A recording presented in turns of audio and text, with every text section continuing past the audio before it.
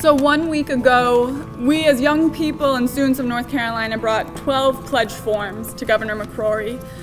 Pledges that he would sign and promise to the people of North Carolina that he would repeal these bills and reverse his decisions on many of these policies that are here only to hurt and injure the people of North Carolina. These policies are going to hurt public school children, they're going to hurt women, they're going to hurt workers, they're going to hurt every person within this state that is outside of the very few that seem to be represented by our General Assembly.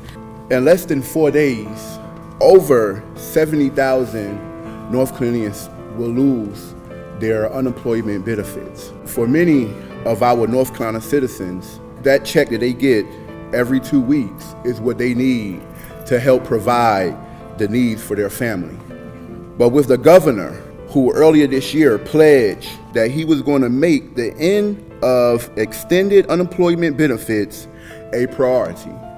We're here to talk about the policies that are coming out of the legislature and the governor's office that are affecting youth who are in elementary, middle, and high school. And what these policies are doing to us is they're privatizing our education and they're criminalizing those of us who are youth of color, who are LGBTQ youth, who are low income, who have disabilities.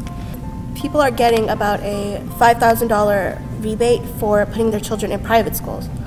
Now, it might sound good, but there are a lot of families that cannot afford to have their children in private schools, so they're actually losing more money than they are gaining. Also, that takes away money from public schools that already have a lack of resources to begin with. And he goes on to say this, he said, "I refuse to let us continue to live off a credit card." Yet, when he got into office, he gave every one of his cabinet a raise. Many of them live off $120,000 income. But you can tell North Carolinians who's barely living off of $60,000 a year that they're living off a credit card. Instead of helping the most vulnerable populations in this state, the legislature is doing things like not expanding Medicaid. And what's this going to do? It's not going to impact the rich people in this state. That's right. The most vulnerable citizens in our state are going to be denied access to health care. That's right. Only thing these people asked to do is to be given back what they actually paid in. They paid their unemployment benefits, and so now they're asking for that in return. But he has said that he's going to stop that. My work with the North Carolina Student Power Union is what led me to get arrested at the first Moral Monday, because the first Moral Monday focused on voting rights, which is an issue that primarily affects people of color and young people. As a student, I couldn't stand by and watch as my state made it harder for my campus community to vote. And in the light of the recent Supreme Court ruling, it's even more important now for us to push back against voter suppression. That's right. And furthermore, we repealed the Racial Justice Act. What a tragedy.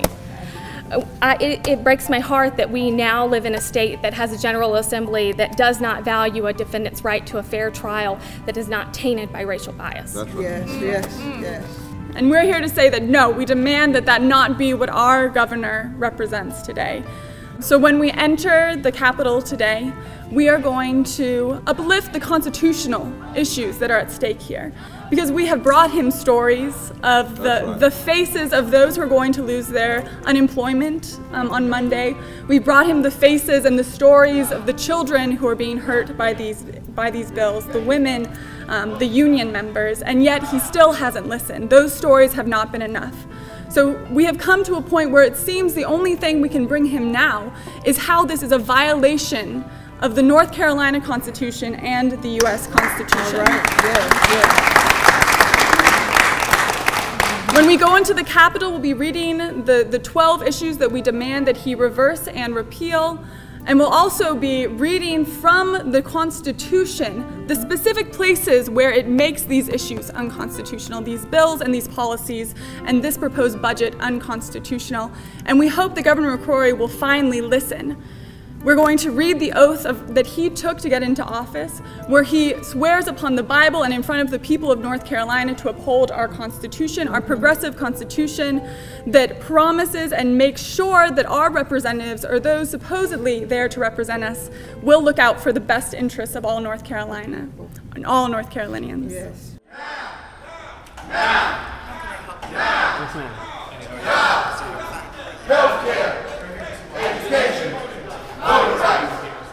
Yes, we're here to present Governor McCrory with some more demands and as well as pick up the ones that we requested from last week. Okay, let me go back and check with his administrator and see if he's available to get that, okay? Okay, all right, one moment.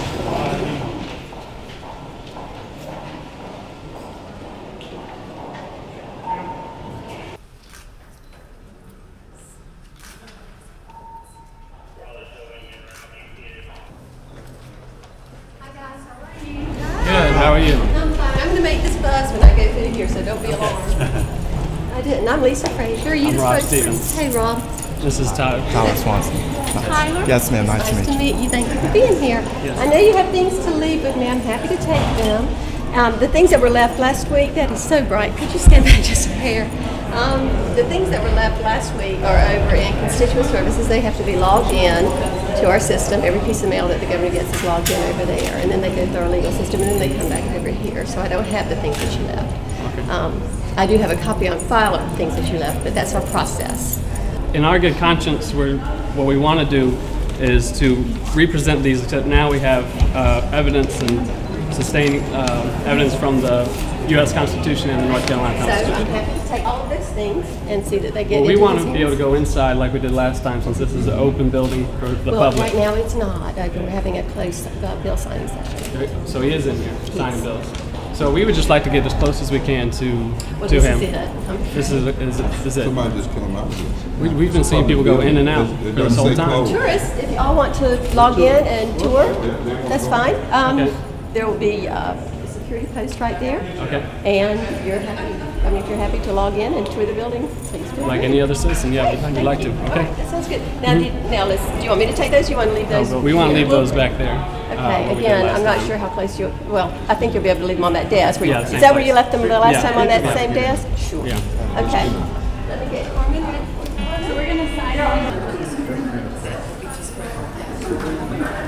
I could do it on behalf of a whole tour group in that way, if y'all do it ever that way. If you're coming in just to take a look around the Capitol, we get an ID from you and I sign you in, and then one of our other officers will run you through the metal detector. We've never had to sign in before to come in, and this is a public building. This is a public open building. It's a state property, and these young folk have a right to be here. And we've never had to sign in before, so there can't be a change in rule. We'd like to see the written rule. Reverend, if you'll hold just one moment. Can't stop people's First Amendment right. You can't keep them out of a public building. They not want them to be here. You can't tell them they can't come. And you can't bring out new rules now. This doesn't fall under the Voting Rights Act. The Supreme Court didn't gut this yesterday. I don't want to come in, but the young folk ought to be allowed to come in.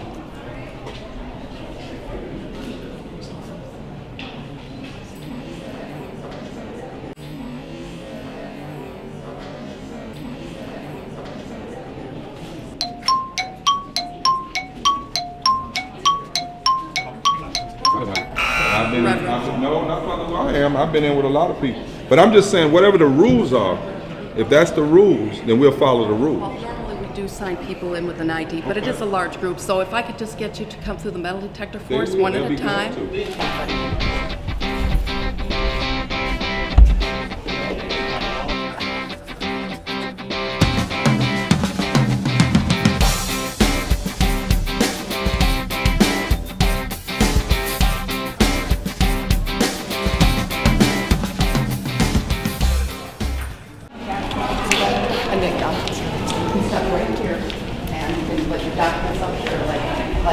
I'd like to speak to Governor Pat McCrory. We're here to pick up the 12 pledges that we left before. Ma'am, I will ask, but I don't, if he's available. So we're here, right? Yes. Actually, you just said that he is available, so. No, I know. You said that he is here currently, correct? He is here, but I don't know if he's so the available. Governor of North Carolina is here. We are citizens of North Carolina. Are we not all citizens of North Carolina? We're not outsiders, are we? No. So we would like to speak to the Governor of our great state. Thank you so much.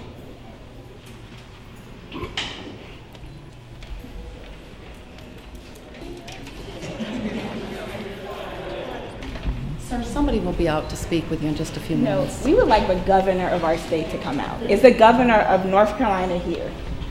There will be somebody to speak with you in just Why a few can minutes. the governor of North Carolina, he can meet with lobbyists, he can meet with Art Pope, all who are outsiders, but he cannot meet with the constituents of North Carolina, people who put him in office?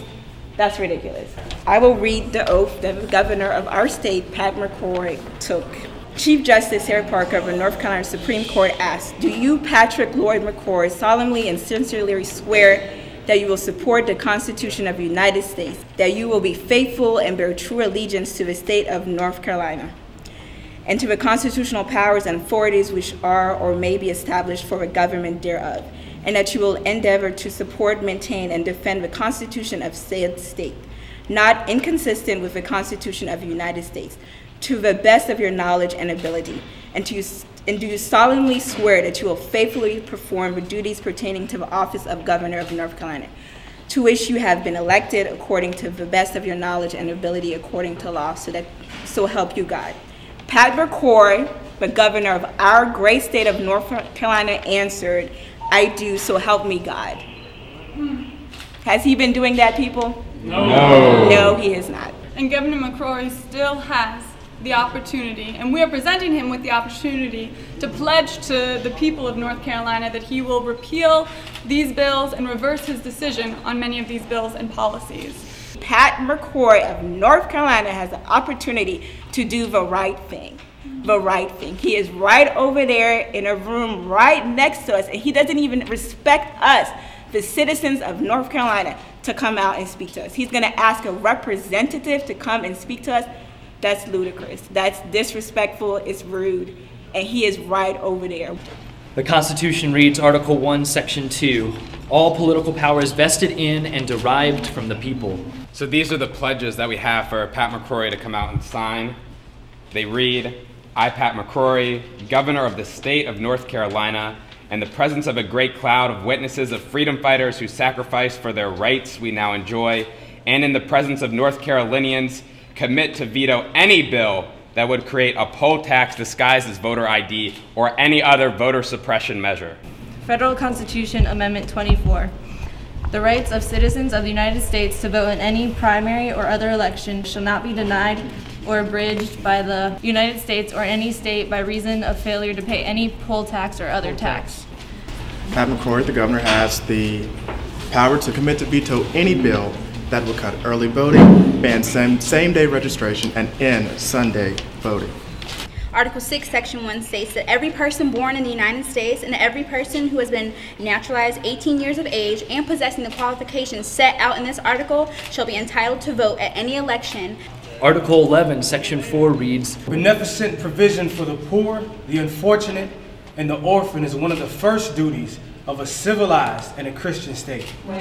Article 14, Section 5. It shall be the policy of this state to conserve and protect its lands and waters for the benefit of all citizens. Article 5, Section 2, subsection 1. The power of taxation shall be exercised in a just and equitable manner for public purposes only. So again, I just want to reiterate that we are here with the people of North Carolina standing against unjust laws and asking the governor to use his power for the good of all North Carolina.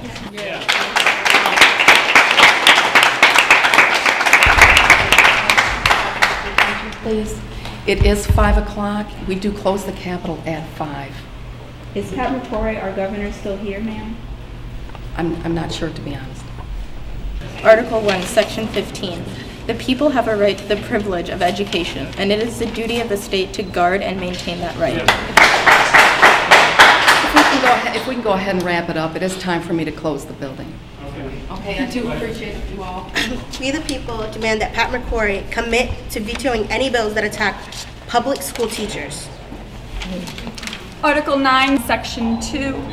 The General Assembly shall provide by taxation and otherwise for a general and uniform system of free public schools and where an equal opportunity shall be provided for all students. Yes, yes. Excuse me, folks. The building is closed. If you'd like to leave your letters up here, the staff will take them, but we are closed and we have to ask you to leave at this time, okay? We hold it to be self-evident that all persons are created equal, that they are endowed by their Creator with certain inalienable rights, that among these are life, liberty, and enjoyment of the fruits of their own labor and the pursuit of happiness. Okay, folks, let's move it on back. The building is closed. What do you want? Justice. When do you want it? Now. What do you want? Justice. When do you want it? Now. Forward together. Not one step back. Forward together. Not one step back. Forward together. Not one step back. Forward together. Not one step back. Show me what democracy looks like. This is what democracy looks like. Show me what hypocrisy looks like. That is what hypocrisy looks like. Show me what democracy looks like. This is what democracy looks like. Turn me around, ain't gonna let nobody turn me around. I'm gonna keep on walking, keep on talking, marching up the freedom way. So we in our moral conscience cannot leave today that in 4 days, 70,000 North Carolinians will be losing their unemployment checks. There will have to be conversations among families about whether to have food that week, whether to have meat that week, whether to have new clothes for next school. We cannot in our own good conscience leave right now when this governor of North Carolina and this General Assembly has the opportunity to change his decisions and give those struggling families the people that he swore upon the Bible and the Constitution to protect. We can't leave right now when he has the power in his pen right now to make that decision for those 70,000 families and those 500,000 North Carolinians who are going to lose Medicaid. He's going to kill thousands of people each year with his decision to not expand Medicaid. We cannot leave right now in good conscience when there's 900,000 poor and working people who are going to see their taxes raised. This year, while he's cutting taxes for 23 millionaires. Just last week, I was in the home of an elderly African-American woman in Chapel Hill, North Carolina, who was shaking her head. She's fought her lifetime for justice, for voting rights, for education rights, for healthcare rights, for all of North Carolinians, white, black, rich, poor, across the board. And she was sitting there shaking her head saying, everything I've worked my life for, everything we have fought for is being torn down in a matter of months. Everything. And she said, I just can't stand here and watch this happen. And so I am here today because she can't make it here today. And because I really do believe, I'm not against any of the folks here. Yeah. We're not against the governor. We really believe that he can do the right thing. In our good conscience, we cannot leave until we have his. We cannot leave. You're not going to leave the building. We cannot in good conscience leave when the governor is doing what he wants to do. Really try to ask that. So we cannot leave this building in good faith while the governor sits back here with the ability, with the stroke of his pen, to save some of these families. We shall not be moved. We shall not be moved. Just like a tree. Watch your steps, sir. Just step on back here. Can I just sit right here to make sure? Just step right on back here, sir. I'm asking you to leave. Okay, I just want to be able to get a video of this. I understand. Just step on back. Watch your step. You got a table behind you. You're not going to let me see this for accountability purposes? We're getting folks out. The building is closed. We're evacuating. Appreciate it. Thank you for coming. Can I stay and monitor this? No, sir. Thank you for your cooperation. Thank you. I'd like to stay to monitor. I'd like to stay to monitor. No, sir. The building's closed. There's nothing else to monitor. Okay, but how do I know that we get treated right? The attorney's in here with them. Okay. Thank you. Thank you. Thank you. I'm going to close that door right behind you. If you're back. Thank you. Thank you, sir. Thank you, sir. Please step up. Thank you. Thank you. We appreciate it. Thank you. Folks, I'm going to shut this door behind you, so I need you to back up. Back up, please. Thank you. Don't get your foot in the door. Thank you. Sorry. Yeah, this will be fine.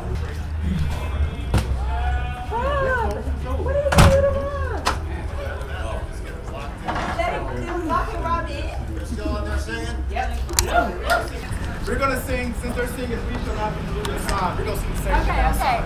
Okay.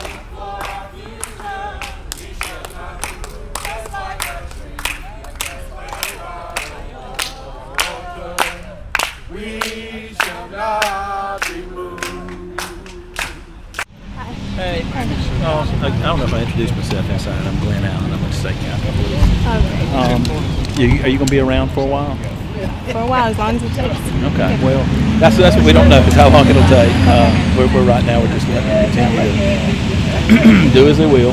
They're not creating a problem. They're just refusing to leave the building. And you know, eventually later on, if they, we'll probably have to make the arrest later. But we're gonna give them a while, and hopefully they'll make their point. Is the governor still in there? I don't think so. No, I believe he's left. been gone for quite some time. Do you know if he left before? I have no idea. Okay. I honestly, I didn't even know if he was originally there to begin with. I stayed behind you guys, so I don't even know. Okay. Everything's gonna be alright. I've got a feeling everything's gonna be alright. I've got a feeling everything's gonna be alright. Be alright.